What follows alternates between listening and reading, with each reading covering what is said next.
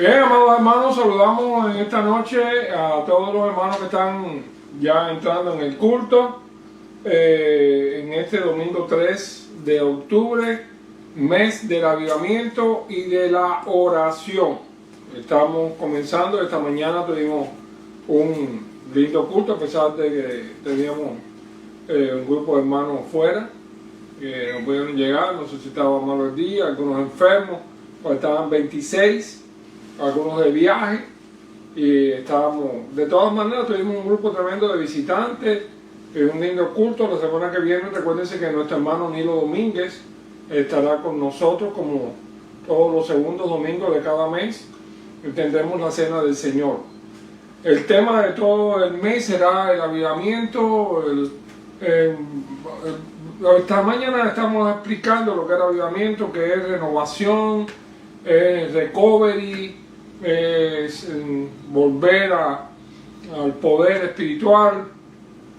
Y tengo varios estudios o varios mensajes inspirados en varios textos y temas. Tengo esta noche un tema también de avivamiento bíblico, lo mismo que la tercera semana tengo otro avivamiento bíblico que quiero compartir con ustedes, porque aunque fueron en otra época, hay elementos comunes a todos los avivamientos, y es bueno que ustedes lo sepan para que entonces puedan entender cómo pueden tener un avivamiento personal y en qué puntos son los que los avivamientos sirven de bendición para el pueblo de Dios y también para los que están alrededor de las iglesias. Así que en esta noche estaremos hablando del avivamiento de Ezequías. Esta mañana lo leímos en el templo, pero el mensaje no fue relacionado a esto, sino a esta noche. Ezequías, segunda de Crónicas, capítulo 29, ahí va a haber unos cuantos versículos, desde el 1 hasta el 20, que vamos a estar esta noche comentándolos y exhortando a través de ellos. Bien, vamos a leer entonces la Biblia. Les invito a buscar en sus Biblias en la historia del reinado de Ezequías, en el capítulo 29. Recuérdense que ya estamos hablando ya de finales del reinado de Judá. Cuando el pueblo de Israel entró salió de Egipto, cuando entró en la tierra prometida y vinieron el periodo de los jueces, fue un poco loco y hubo muchos jueces, entre ellos Sansón, Jefté y otros que dirigieron la nación por un tiempo, sobre todo guerreando contra los enemigos que se oponían a su establecimiento. Después, cuando vinieron el periodo de los reyes, empezó Saúl, los primeros reyes, pues estuvieron unidos al reino en tiempo de David, en tiempo de Salomón y hasta Roboán, el hijo de Salomón. Después el reino se dividió, reino del sur y reino del norte. Se fueron 10 tribus, se alejaron de Jerusalén, se alejaron de la adoración bíblica y pusieron su sede en Samaria, y allá en Samaria pues entonces empezó el reino de Israel. Ese nombre se le llamó entonces reino de Israel a aquel grupo de las 10 tribus, y los que estaban en Jerusalén, los más fieles a David y a la ley, pues se le llamó el reino de Judá. Y así empezaron a reinar allá y acá, y hubo guerras entre ellos. Ezequías era de los de acá, pero habían pasado años. Vino la invasión de Sennacherib, del rey de Asiria, y cuando los asirios vinieron, como venían de arriba para abajo, del norte hacia el sur, pues se llevaron a las 10 tribus, las desaparecieron, y el reino de Israel desapareció. Quedó fiel a Dios, a Jehová, quedó el reino de Judá. Ezequías, en esa época, era el rey de Judá. La nación había sufrido mucho, primero por la división, la idolatría, y no todos los reyes, aún del sur, los reyes de Judá, fueron tan fieles. Pero nos encontramos de pronto que Ezequías se levanta, aunque en tiempos ya de la decadencia general de la nación, se levanta con un espíritu distinto, que rescata a la nación por más de 100 años. Dice así la palabra de Dios: comenzó a reinar Ezequías siendo de 25 años y reinó bien joven, ¿verdad? Reinó 29 años en Jerusalén. El nombre de su madre fue Abías, hija de Zacarías. Recuérdense que muchos de estos reyes se decía el nombre de la madre. La madre tenía mucho que ver con la fidelidad con que el hijo se criaba. E hizo lo recto ante los ojos de Jehová conforme a todas las cosas que había hecho David su padre. Recuérdense que aquí el término David su padre es David, el padre del patriarca. Ezequías restablece el culto en el templo. En el primer año de su reinado, en el mes primero, dice que abrió las puertas de la casa de Jehová, que estaban cerradas por años, e hizo venir a los sacerdotes y levitas, a los que cantaban, a los que ministraban, a los que servían.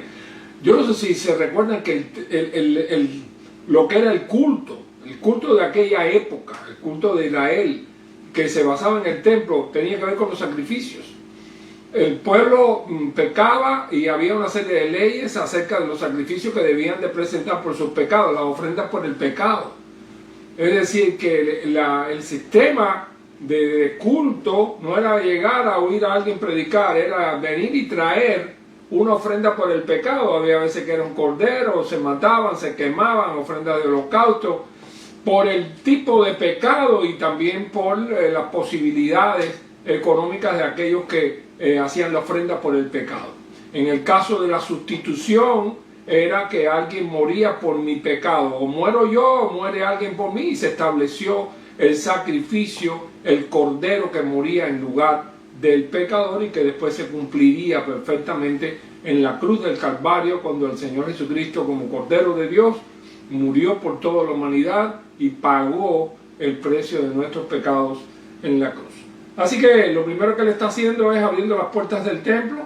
Llegó a su reinado en el primer año, abrió la casa de Jehová, las puertas las reparó, llamó a los líderes, a los sacerdotes, a los levitas, a los cantores, a los que tenían que servir, y los reunió en la plaza oriental y les dijo: oídme, levitas, santificaos ahora y santificad la casa de Jehová, el Dios de vuestros padres, y sacad del santuario la inmundicia, porque nuestros padres se han rebelado y han hecho lo malo ante los ojos de Jehová nuestro Dios, porque le dejaron y apartaron sus rostros del tabernáculo de Jehová, es decir, de la casa de Jehová. Se olvidaron de la casa de Jehová y le volvieron las espaldas, y aún cerraron las puertas del pórtico y apagaron las lámparas. No, a nadie le importaba, como le diría Ageo en el capítulo 1, porque cada uno de vosotros está en su propia casa y mi casa está desierta. Ageo 1:7. Apagaron las lámparas, no quemaron incienso, ni sacrificaron holocausto en el santuario al Dios de Israel. Por tanto, la ira de Jehová ha venido sobre Judá y Jerusalén y los ha entregado a turbación, a execración y a escarnio, como veis vosotros con vuestros ojos. Y aquí nuestros padres han caído a espada, y nuestros hijos, nuestras hijas y nuestras mujeres fueron llevadas cautivos por esto. Ahora pues, yo he determinado hacer pacto con Jehová, el Dios de Israel, para que aparte de nosotros el ardor de su ira. Hijos míos, no os engañéis ahora, porque Jehová os ha escogido a vosotros para que estéis delante de él y le sirváis, y seáis sus ministros y les queméis incienso. Entonces, aquella predicación y aquella arenga, se levantaron los levitas, Maat, hijo de Amasai, y Joel, hijo de Azarías, de los hijos de Coat, de los hijos de Merari, Cis, hijo de Abni, Azarías, hijo de Jeamelel, de los hijos de Gersón, Joa, hijo de Sima, y Edén, hijo de Joa, de los hijos de Eliasaf, Simri y Jehiel, de los hijos de Asaf, Zacarías y Matanías, de los hijos de Emán, Jehiel y Simei, de los hijos de Jedutum, Semaías y Uziel. Estos reunieron a sus hermanos y se santificaron y entraron conforme al mandamiento del rey y las palabras de Jehová para limpiar la casa de Jehová. Y entrando los sacerdotes dentro de la casa de Jehová para limpiarlas, sacaron toda la inmundicia que hallaron en el templo de Jehová, al atrio de la casa de Jehová, y así los levitas la llevaron fuera al torrente del Cedrón. Comenzaron a santificarse el día primero del mes primero, y a los 8 días del mismo mes vinieron al pórtico de Jehová, santificaron la casa en 8 días y al día 16 del mes primero terminaron. Entonces vinieron al rey Ezequías y le dijeron: ya hemos limpiado toda la casa de Jehová, el altar del holocausto y todos sus instrumentos, y la mesa de la proposición con todos sus utensilios. Asimismo, hemos preparado y santificado todos los utensilios que en su infidelidad habían desechado el rey Acaz cuando reinaba, y aquí están delante del altar de Jehová. 20. Y levantándose de mañana, el rey Ezequías reunió los principales de la ciudad y subió a la casa de Jehová. Y allí entonces viene la adoración, el culto, el sacrificio y todo lo demás después de esto. Así que vamos a analizar este avivamiento que hubo en el pueblo, este avivamiento que hubo en el reino, en la casa de Dios, en el rey, en los levitas y en todos los que servían en la casa del Señor. Oremos. Querido Padre Celestial, gracias. Gracias porque podemos tener la iglesia abierta. Gracias porque podemos escuchar como tú bendices a aquellos que te sirven.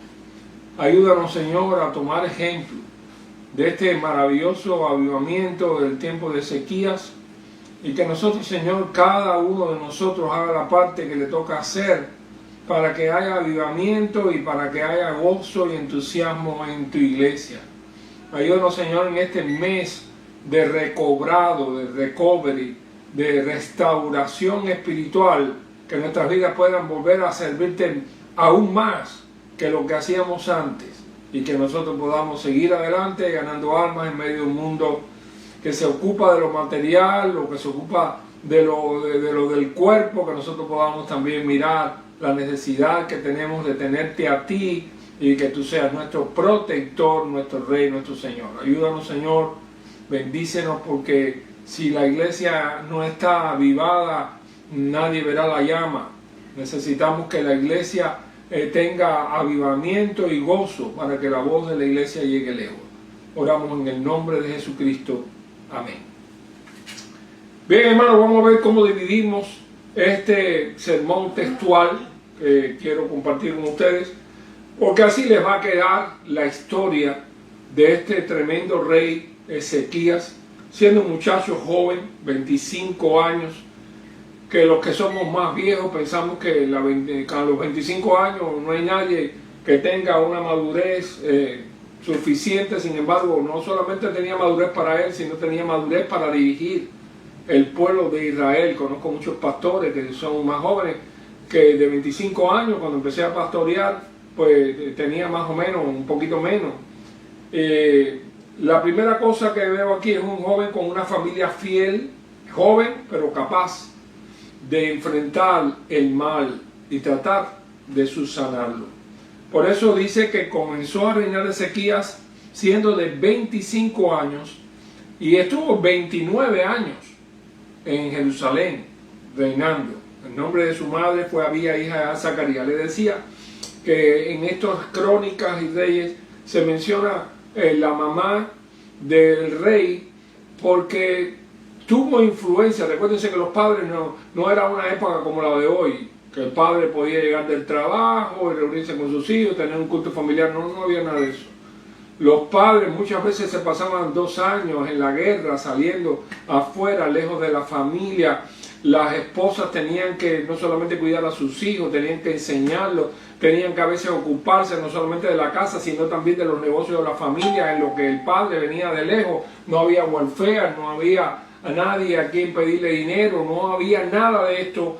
Cada familia tenía que enfrentar sus retos, y las madres eran muy importantes para el tipo de vida espiritual que los hijos iban a vivir. Han pasado los siglos, pero sigue la vida igual. A veces, una de las grandes desgracias de la vida más moderna en la antigüedad, pues los hombres iban a trabajar al campo, lo que sea, y las esposas se quedaban en casa cuidando a la familia, y podían guiar a los niños en los primeros tiempos. Ya después, la vida más moderna, la vida de ciudad, la vida de años más para acá, pues entonces había que trabajar, todo el mundo tenía que trabajar. cuando las madres tenían que trabajar, pues entonces los niños pequeños había que poner un círculo infantil o a una nana para que los cuidara. Y esa es parte de lo que le llamamos el desarrollo, el mundo moderno en este país. Aquí que la mayoría de los que llegan no tienen familias pudientes, ni tienen casa, ni tenemos, vamos a decirlo así, tenemos casa, no lo tenemos que enfrentar una serie de retos que tienen que ver con el pago de la renta, el pago de una serie de cosas que son las que hacen daño al bolsillo de los que vivimos en este mundo. Allá en Cuba, por ejemplo, había muchas personas que tenían muy poco para vivir, sin embargo, lo que no tenían que hacer era un gran desembolso. Muchos tenían, aunque fuera un bohío, una casita que le habían heredado de los padres, en fin, tenían la posibilidad de tener un pedacito tuyo donde vivir. La mayoría era así. Así que nada más que había que preocuparse por la comida, por enseñar a los muchachos, porque mandarlos a la escuela. Este país más complicado. Y el mundo moderno, en el sentido general, alrededor nuestro también es complicado en ese sentido. Eso hace que a veces la familia esté más dividida. Cuando los muchachos empiezan en la escuela, y a la escuela a veces no está en el barrio, la escuelita del barrio, a veces está lejos, y cuando se van a grados superiores, pues estamos en la universidad, estas cosas ya son más lejos. Y después a veces el mundo pues se casan, se van a trabajar en empresas que son nacionales. Conozco familias que tienen un hijo en New York, el otro en Hawái, el otro en California, y sus nietos están lejos de ellos y ellos tienen que caerle atrás a sus hijos para poder ver a sus nietos, y a veces le dicen a los hijos, ¿cuándo va a traer a los nietos por aquí? No, porque estoy trabajando. Es una vida complicada, donde la familia que puede protegerse, ayudarse unos a otros, no son como en los tiempos del batey, que los Martínez vivían en un bateycito donde casi toda la familia, los hijos se iban casando, se iban haciendo la casa. Así que el progreso y la civilización también trae situaciones diferentes que tiene que enfrentarse a un mundo que quiere, vamos a decir, volar al cosmos. Así que entiéndanse que en aquellos tiempos remotos quizás los problemas eran más simples, pero la constante era la misma. Si eras fiel a Dios, Dios te bendecía. Si le virabas las espaldas, pues estabas solo contra el mal. No es que Dios te castigara solamente, sino el mundo mismo te castiga. Satanás está loco por golpearnos y hacernos daño, especialmente si alguno que haya caminado cerca de Dios. Así que las madres eran importantísimas para la crianza espiritual de sus hijos. Tiempos más acá también, las iglesias a veces estaban más llenas de mujeres que de hombres. Y no era una cuestión de porque los mambises que estaban en contra de la religión, porque España que era religiosa. No. Es que en realidad las mujeres han sido más sensibles, más devotas. En los años que llevé de pastor en Cuba, que estuve, pastoreé 3 iglesias, pero como seminarista pastoreé 4. Así que en las 7 congregaciones que conocí, había muchas hermanas fieles, muchas hermanas. Los departamentos varoniles siempre fueron más débiles, aún en asuntos misioneros, que las mujeres, que los hombres. Que las mujeres fueron más fieles, los hombres fueron más débiles para hacer la labor. En nuestra convención en Cuba, por ejemplo, la Convención Bautista de Cuba Occidental, que es la que más conocí, me recuerdo que las mujeres, el grupo de mujeres se organizaron para ganar el mundo para Cristo en el año 1912. Sin embargo, el mundo bautista de los hombres se organizó en el 45. Es que ellas estuvieron ganando al mundo para Cristo mientras los hombres le tiraban piedras a los patos, o quizás le daban el dinero para que ellos lo dieran en las misiones. Lo que nunca sabíamos era por qué las mujeres eran capaces de dar más dinero que nosotros, que los hombres, cuando ellas no trabajaban, la mayoría no trabajaban fuera, no en aquel mundo. Sin embargo, ellas podían levantar $25,000 pesos para sostener el seminario, y a los hombres les costaba trabajo conseguir 14,000 para el hogar bautista. Lo cierto es que las damas, lo reconocemos, todo líder de la convención nuestra reconoce el valor que tuvieron las mujeres cristianas para sostener el seminario, para sostener la obra, para hacer participación de las clases, maestras de escuela dominical, en fin, líderes, maestras de barrio, evangelistas, misioneras.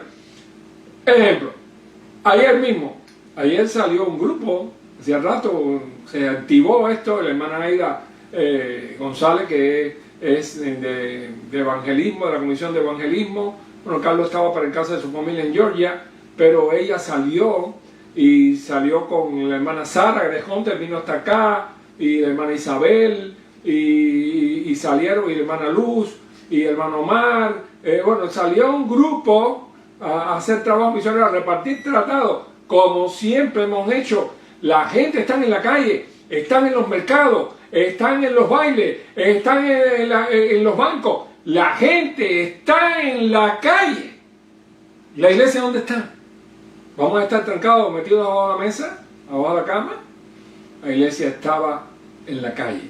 Y fíjense si fue así que 4 personas visitaron nuestra iglesia hoy que nunca habían pisado nuestra iglesia.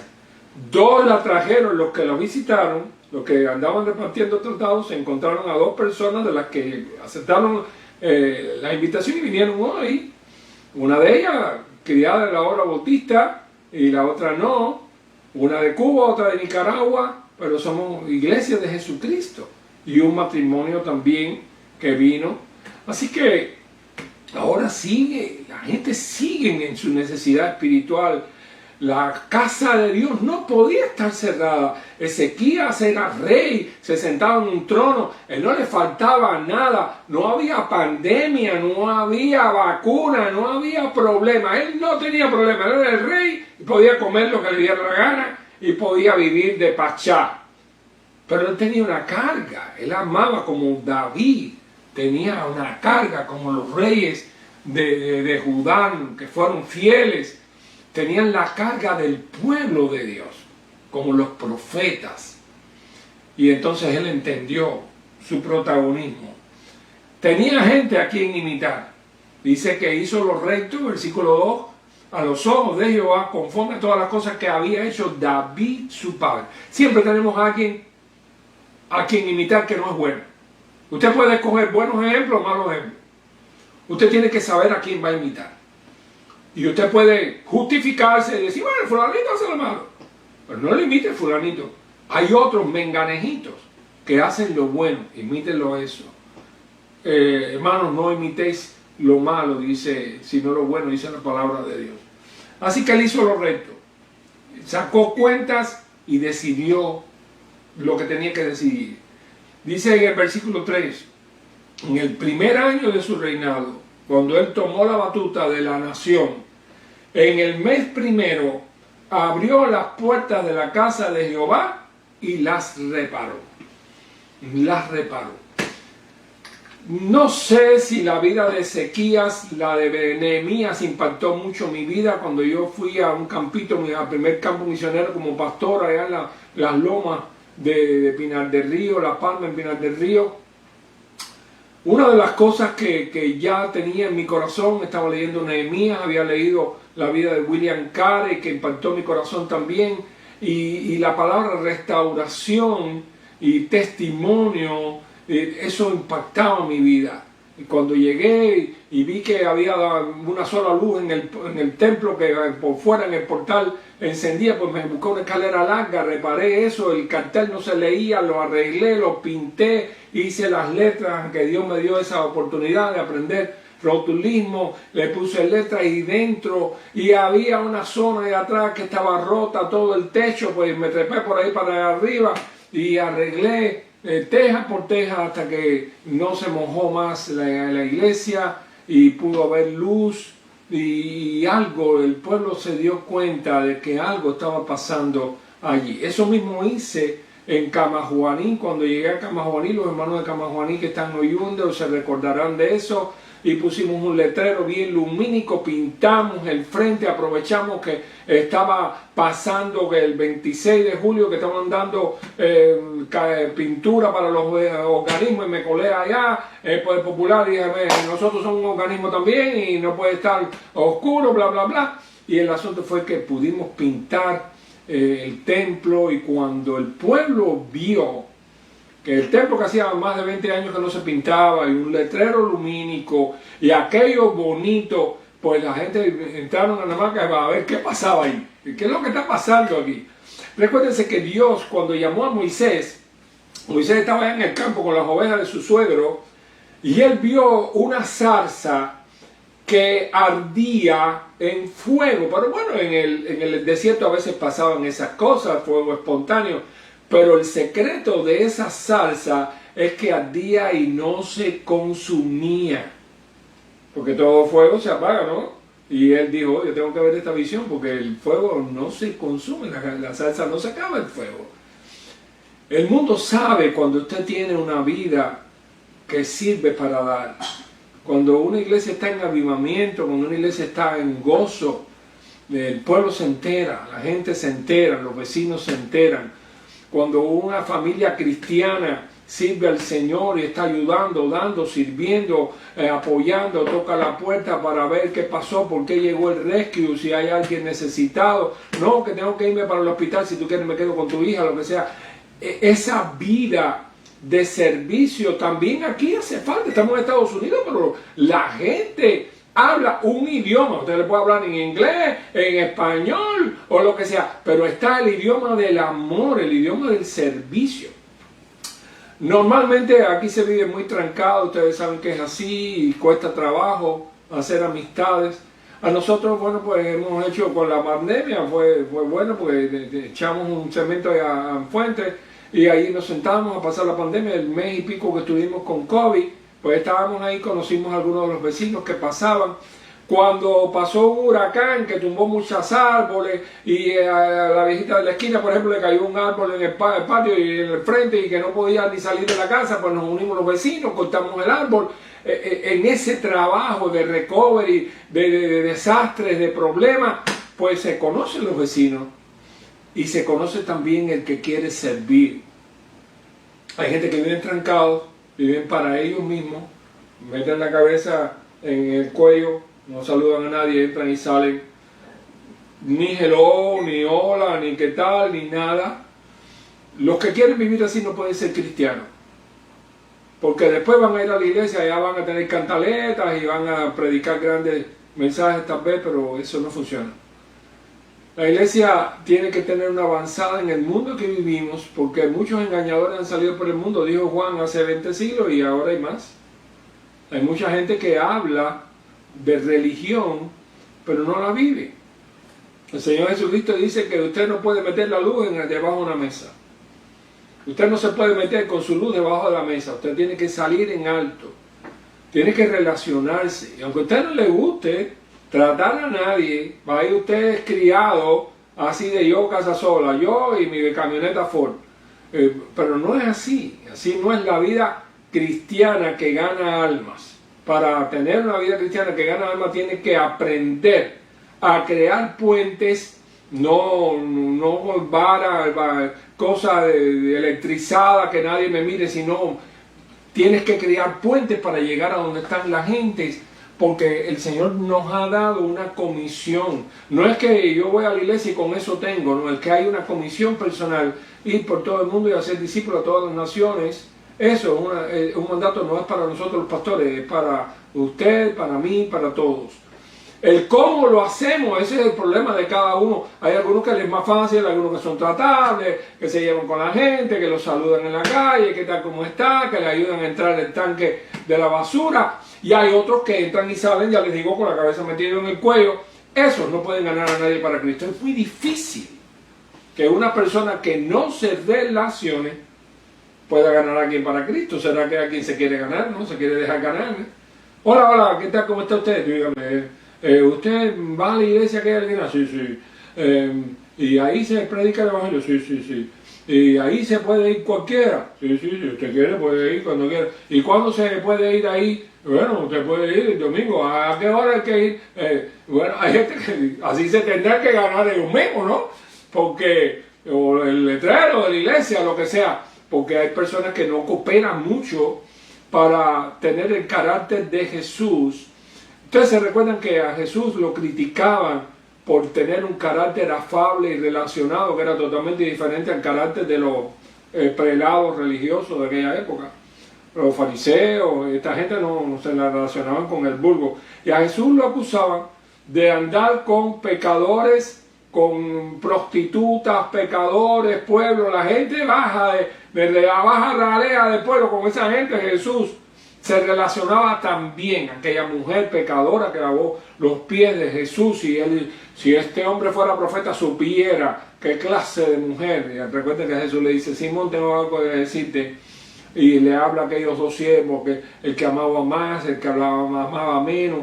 Y esta mujer amó más que tú, porque mira, esta mujer, tú no me diste ni agua, y esta mujer ha lavado mis pies con sus lágrimas. Por eso te digo que los muchos pecados de ella han sido perdonados.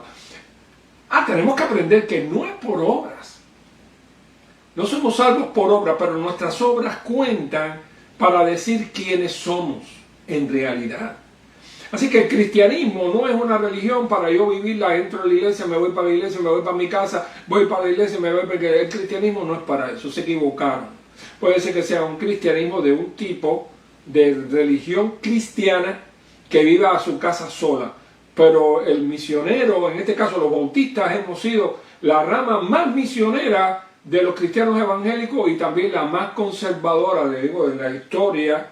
Hay otros grupos evangélicos que han surgido más recientes, pero le digo, los más conservadores de la historia de la Edad Media para acá han sido los bautistas.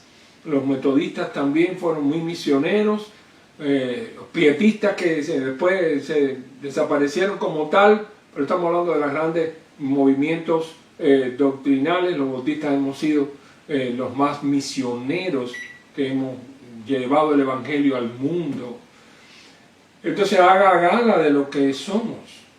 Y si este rey en aquella época remonta sin tener un maestro de escuela dominical, sin tener una Biblia, sin tener un grupo de oración que le enseñara al rey: te vamos a dar clase para que sepa, solamente dirigido por Dios y por su celo de amor al Señor, él entendió que no podía tener la casa de Dios cerrada. Recuérdense lo que dijo David una vez: mi casa, yo tengo una casa de cedro y la casa de Jehová está entre cortinas. Cuando él deseó hacer el templo, y el Señor le dijo: no, tú no, te vamos a dar todos los materiales para que tu hijo haga la casa. Y el templo de Salomón fue majestuoso. Así que restablece la casa, versículo 3, reparó las puertas y las arregló. Bueno, ya le dije que eso hice yo en los 3 campos misioneros que tuve como pastor. La Palma lo hice, en Camajuaní lo hice, y echamos cementos y reparamos, quitamos paredes, mejoramos aquello, criamos una plataforma grande, en fin. Era el que llegaba a la iglesia estaba viendo vida, movimiento, mejoras, belleza. Creo que eso tiene que ser, en la casa de Dios tiene que ser así. Y cuando llegamos a Arroyo Apolo, pues tratamos de hacer un templo, no nos dieron el permiso nunca, pero sí arreglamos el porche que estaba hundido, en fin, pintamos, quitamos la gotera. Es que el mundo necesita de nosotros para que les enseñemos cómo vivir una vida en avivamiento, en gozo, en esperanza, en una fe que me relaciona con otros, me da una sonrisa todos los domingos, me dan un abrazo, me preguntan por mi familia. Eso es ser hermanos de verdad, eso es ser fieles. Así que él sabía que él no podía hacer esto solo. En el versículo 4 hizo venir a los sacerdotes, los levitas, los reunió en la plaza, les dio un discurso. Los levitas eran los que tenían que cantar la música del templo, eran los que también tenían que andar con los utensilios, lavarlos, recibir los sacrificios, ayudar a los sacerdotes en esto. Es decir, que era la raza que tenía que ver con la lucha del templo, eran los sirvientes del templo. Si no había levitas, el pueblo no podía traer sacrificio, habría una cola gigantesca, no hay nada. ¿Dónde están los servidores? No se ha levantado, no ha venido ninguno a trabajar. Eso era imposible en la casa de Dios. Y por eso él le dice: oíme, levitas, santificados ahora. Tenían que santificarse ellos lo personal. santificar la casa de Jehová. Había que recibir las ofrendas y todas estas cosas, pero si era la casa de Dios tenía que tener la limpieza y la santidad necesaria. Santificar la casa del Dios de vuestros padres y sacar la basura. Una de las cosas que tenemos en todas nuestras casas a veces, que es el cuarto del ahogo, porque no es desahogo. Tenemos muchas cosas, tarantinas, una pila de tarecos se van acumulando. Yo soy un guardatareco, de verdad. Mi familia me ayuda a botar las cosas que yo estoy tratando de repararlas. Pues vivo todavía en el mundo de la reparación y de estas cosas. Pero bueno, la casa de Dios no puede tener esos regueros y esas cosas. Hay que limpiar, y yo creo que cuando se reúne un grupo de hermanos, una iglesia, un templo, para limpiar, para pintar, para recoger, para arreglar, yo creo que eso es también parte de un avivamiento espiritual. El abandono lo único que habla es de indolencia, de falta de amor, y uno tiene que cambiar en eso. Así que si alguno me está viendo y está viviendo eso, pues dígaselo al que está del lado. Oye, es verdad. Si algunos son diáconos, dígaselo al pastor. Mire, hay que reparar la casa, hay que limpiarla, hay que luchar. Esto no puede ser así. El mundo está necesitado de ver vida. Así que nuestros padres, dice el 6, oigan esto: nuestros padres se han rebelado y han hecho lo malo ante los ojos de Jehová nuestro Dios, porque lo dejaron y apartaron sus rostros del tabernáculo de Jehová y le volvieron la espalda. ¿Se recuerdan lo que dice Ageo a su pueblo? Yo había venido allá de Babilonia, venían todos desbaratados, las casas estaban reventadas todas, empezaron a reedificar las casas, el muro, el templo estaba desbaratado, había que volverlo a sembrar, a volverlo a hacer, y empezaron a arreglar el templo, los amenazaron los enemigos, dejaron el templo y dijeron, bueno, será que este no es el tiempo de hacer el templo, y se fueron a reparar sus casas. Y arreglaron sus casas, se metieron en sus casas, se restauraron su propia vida, su propio confort. Pero cuando llegó el momento, el Señor mandó al profeta Ageo, y Ageo le dijo, mejorad vuestros caminos, porque cada uno de vosotros está en su propia casa y mi casa está desierta. Eso es un hecho. Usted podrá tener, ellos podrían tener excusa, pero había un hecho, que ellos estaban en sus casas y la casa de Dios estaba vacía y desierta.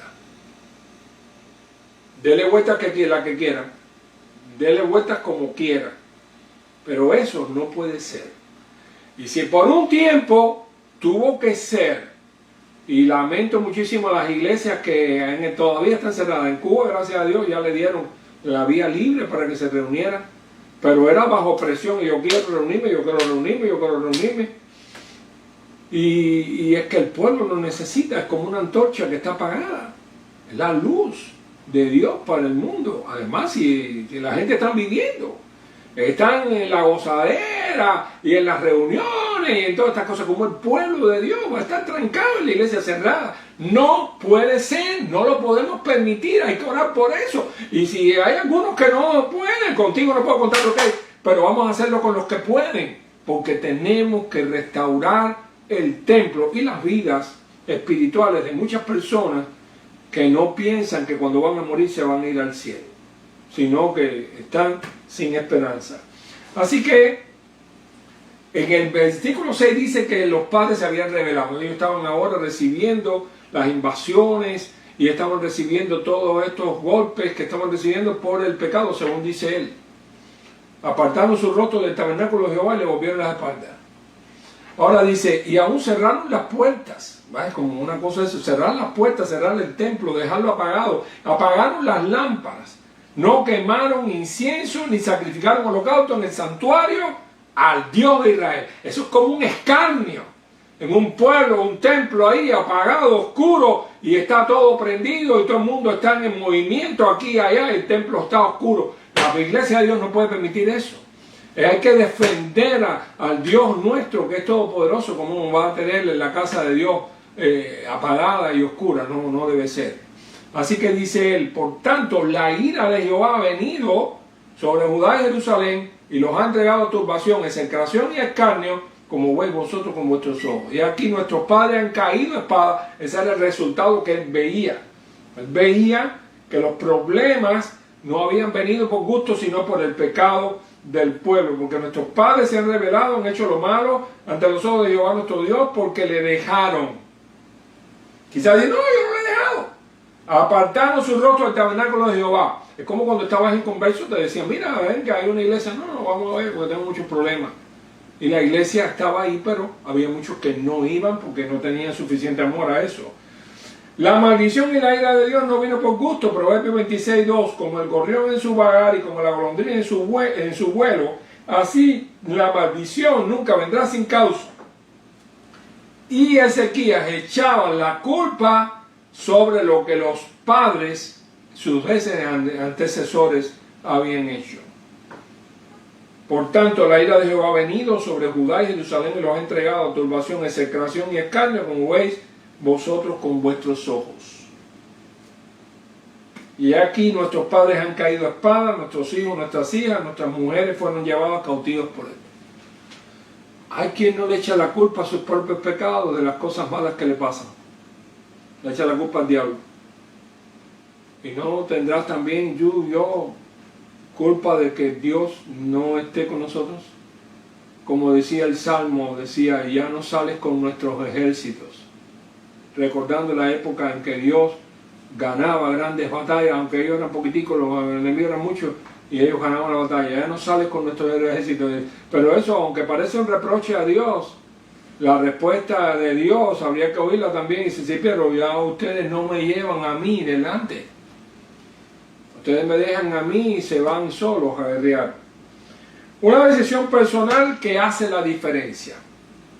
Miren, yo no sé las capacidades y las posibilidades que tengan algunas personas. Algunos dirán que tienen 0 posibilidades, habrá otros que tienen 10, habrá algunos que pueden ir y hay otros que pueden repartir tratados en la puerta de su casa y tampoco lo hacen, o al que pasa por la esquina. Eso depende de la cantidad de fuego y de poder espiritual que un ser humano tenga. Lo que yo sí sé es esto, que esta decisión es personal. Dice, ahora pues yo he determinado hacer pacto con Jehová, Dios de Israel, para que aparte de nosotros el ardor de su ira. Esa fue la decisión de Ezequías. Yo, versículo 10. Ahora pues yo he determinado hacer pacto con Jehová, Dios de Israel, para que aparte de nosotros el ardor de su ira. Y dice más, hijos míos, no os engañéis ahora, porque Jehová os ha escogido a vosotros para que estéis delante de él y le sirváis y seáis sus ministros y le queméis incienso. La responsabilidad de quién es, ¿ok? Llega una persona herida al policlínico, a la casa de socorro, al urgent care o a cualquier lugar que tiene que ver con primeros auxilios. Y ahí está el hombre echando sangre y el familiar está dando voces, ¡alguien! ¡Ayuda! ¡Help! ¡Auxilio! ¡Please! Cualquier cosa. Y nadie sale. Si la persona se muere, entonces van a empezar a buscar las responsabilidades, porque la gente grita, la gente quiere coger el teléfono, quiere hablar con los news, quiere llevar la cosa a Facebook, quiere hablar, gritar y decir que alguien no cumplió. Entonces va y sale algún jefe, ¿y quién estaba de guardia? ¿Y quién tenía que estar ahí? ¿Dónde estaba, chico? Y no, era fulano el que estaba de guardia. ¿Y fulano dónde estaba? No, que mi novia me llamó en ese momento. Bueno, pobrecito, le cayó todo encima. Mientras las cosas no se saben, a veces los culpables de hacer cosas o de que las cosas pasen mal, pues pasan inermes. Pero si de pronto hay un lío y empiezan a buscar responsabilidades, siempre buscan a alguien. Si alguien se pierde cerca de nosotros, es más, como diría la Biblia, ¿verdad? Si hay alguien que cae en un hueco delante de tu casa, de alguna manera tú eres culpable de eso. Tú tienes que arreglar ese hueco, poner una luz, hacer algo para que tu vecino no vayan a sufrir por cuenta de ti. Sigo entonces, dice él, como no te engañes, no todos son pero muchos respondieron. Entonces se levantaron los levitas: Maal, hijo de Masías; Joel, hijo de Azarías; de los hijos de Coat, de los hijos de Merari. Bueno, yo saqué la cuenta, se levantaron 14 más los que ellos levantaron. Y contagian a otros. Estos reunieron a sus hermanos, se santificaron, entraron conforme al mandamiento del rey, las palabras de Jehová, para limpiar la casa de Jehová. Una tarea, vamos a limpiar, el sábado que viene van a venir. Bueno, ustedes saben que quizás hay 100 en la congregación y vienen 10 o 12. Y ustedes me dirán, algunos tuvieron excusa, pero ustedes saben, y yo sé, que no tuvieron toda la excusa que tenían que tener. Y entrando los sacerdotes dentro de la casa de Jehová para limpiarla, sacaron toda la inmundicia que hallaron en el templo de Jehová, el atrio de Jehová. Los levitas le llevaron hasta el torrente de Cedrón. Comenzaron a santificarse el día primero del mes primero. A los 8 del mismo mes empezaron la santificación de la casa por 8 días. Terminaron el día 16. Vinieron Ezequiel y dijeron: ya, todo está limpio, el altar del holocausto, los instrumentos, la mesa de proposición, todo está santificado. Entonces ya estamos en la capacidad de adorar a un Dios y que nos oiga. No podemos darle al Señor una adoración mediocre. Y levantándose de la mañana, el rey Ezequías reunió a los principales de la ciudad y subió a la casa de Jehová. Estamos en un mundo decadente. Podemos decir: ay, pero yo no sé, pero nadie quiere que su propia casa esté al garete. Todo el mundo trata de ver, aún en medio de los tiempos, de que esto esté arreglado, que las luces prendan y no estén apagadas, y por qué el televisor no enciende, y por qué el teléfono no suena bien. Todo el mundo quiere mejoras, renovación, quiere mejorar. Vamos a mejorar nuestra vida espiritual. En este mes vamos a estar hablando del amor a las cosas de Dios, a la casa de Dios, a la iglesia de Dios. ¿Se recuerdan de la llamada que le hace Dios en Apocalipsis capítulo 2 a la iglesia, a la iglesia apóstola, cuando le dice a su iglesia amada, a Éfeso, le dice: por cuanto has dejado tu primer amor, ¿no? ¿Era verdad? ¿Era mentira? Le dice así: escribe al ángel de la iglesia en Éfeso: yo conozco tus obras, tu arduo trabajo, paciencia, que no puedes soportar los malos, has sufrido, has tenido paciencia, hiciste muchas cosas, trabajaste duro, hiciste cosas, pero tengo contra ti que ahora has dejado tu primer amor. Por tanto, recuerda de donde caíste, arrepiéntate y haz las primeras obras, si no vendré pronto a ti, quitaré tu candelero, si no te hubieres arrepentido. No lo inventé yo, palabra de Dios. Por eso te hago el llamado: ¿por qué no revisas tu vida? No lo hagas por lo que yo digo, hazlo por lo que tú mismo digas. Analiza tu vida, analiza tu vida espiritual, analiza tu manera de leer la Biblia, dónde está la Biblia, que no esté perdida, que estés teniendo tu devocional diario, que estés orando a Dios de verdad, de corazón, que estés intercediendo por las almas a tu cuidado, que estés intercediendo por tu familia y hablándole del Señor, que estés mirando a tus vecinos a ver a quién puedes ganar para Cristo, que estés pensando en qué puedes hacer para que tu iglesia tenga más gozo, y cuándo puedes asistir y cuándo puedes llevar a los tuyos y llevar a otros. Es decir, cómo puedes cooperar para recobrar tu vida al mejor tiempo en que hayas vivido la vida cristiana. Piensa, no sé, en el mejor tiempo que hayas estado en el liderazgo, en el servicio, y piensa que hay que volver a eso. Hay que volver a eso porque el Señor lo merece. Así que yo te invito a que este mes de octubre que vamos a estar hablando, vamos a hablar de otros avivamientos bíblicos, que hagas como hizo Ezequías, que trates de recobrar lo perdido. Vamos a no excusarnos, vamos a hacer algo positivo, vamos a cambiar, vamos a mirar nuestras vidas. Y si has dejado de bañarte, si dejaste tu look, si ya no te quieres peinar, o si tu carro no arranca, vamos a mejorar en todo sentido. Vamos a tratar de levantar nuestro ánimo. Tenemos un Rey, un Señor Todopoderoso, Y si no lo haces por ti, hazlo por los que están a tu cuidado y hazlo por las almas que están perdidas y que necesitan de nosotros.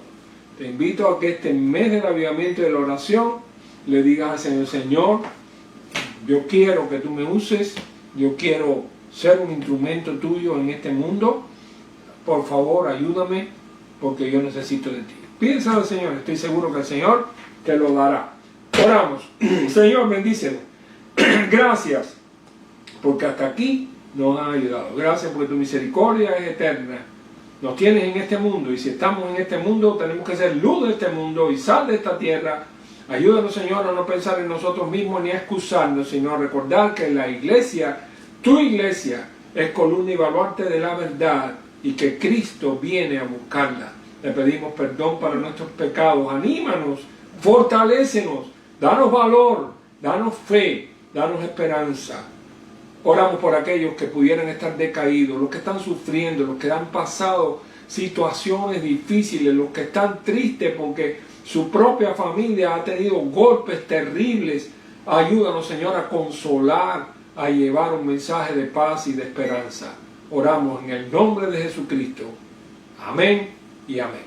Dios les bendiga, mis queridos hermanos. Nos vemos el próximo miércoles con el favor de Dios para leer el tercer capítulo y estudiar del tercer capítulo del libro de Colosenses, una de las epístolas carcelarias. Un abrazo, les quiero y bendiciones.